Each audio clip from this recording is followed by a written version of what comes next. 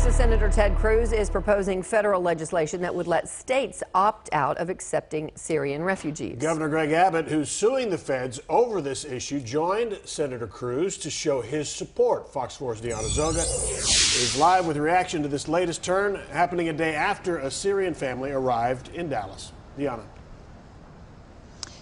Right, and Heather and Steve, and that Syrian family, we'd received word tonight that they were going to talk to the press tomorrow morning to tell their stories, but late tonight canceled that. The volunteer group that works with refugee families believes that they were under intense pressure from the resettlement agency that did bring them here. All of this is happening as the political debate over similar families' futures presses on.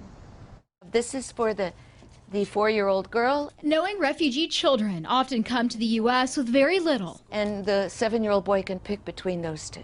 Anne-Marie Weiss-Armush knows a few toys can help with the transition. For several years in the refugee camp, not to have one toy, not to have a little car or a doll. So we make sure that every little boy has a bicycle, every little girl has a doll, and then lots of other toys as well that our volunteers take to them.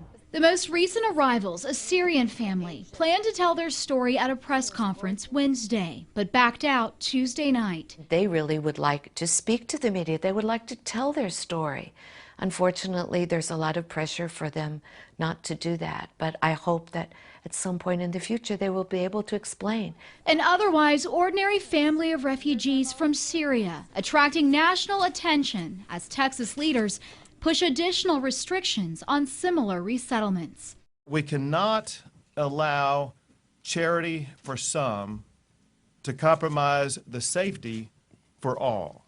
Governor Greg Abbott joined presidential candidate and U.S. Senator Ted Cruz to support proposals that would let states opt out of allowing certain refugees to resettle over concerns terrorists would enter the U.S. along with refugees. The current Refugee Act has been interpreted and applied in ways that compromise the safety and security of people in Texas as well as other states across the country.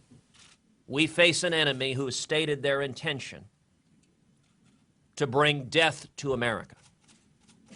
And we need that same strength of resolve and leadership in the United States to keep our citizens safe. Sit down with the refugees, listen to them, see what they have to say, and then call for whatever you want to call for. Muaz El-Ababidi, a North Texas business owner who left Syria 20 years ago, volunteers to help local refugees. He's asking Governor Abbott to meet with a family escaping war for a life in Texas. This country has given us so much. We should give these other families and immigrants an opportunity, just like we were given in the first place. The volunteers with DFW International Community Alliance are not a resettlement agency. They work with refugees after they arrive here. But the refugee agency, the resettlement agency that did bring this particular family over, the International Rescue Committee, says that the family backed out of interviews tomorrow out of concerns for safety, mainly for the concerns for safety for Syrian family members who are left back home overseas. Back to you, Steve. Okay, Deanna, so Governor Abbott, Senator Cruz made some recommendations today, and Senator Cruz specifically said it's time for Congress to step in.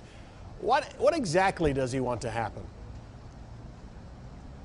Right, he's proposed a couple different pieces of legislation, but one of the points that he was making today is that he's proposing the right to any state, to the authority rather, to refuse a refugee over security concerns. This legislation would also require the feds to give 21 days notice to states before a refugee is resettled. The White House has been countering all that, Steve, saying that the vetting of Syrian refugees in particular is very thorough, involves multiple agencies, and can take up to 2 years. Back to you. Okay, Deanna Zoga, thanks.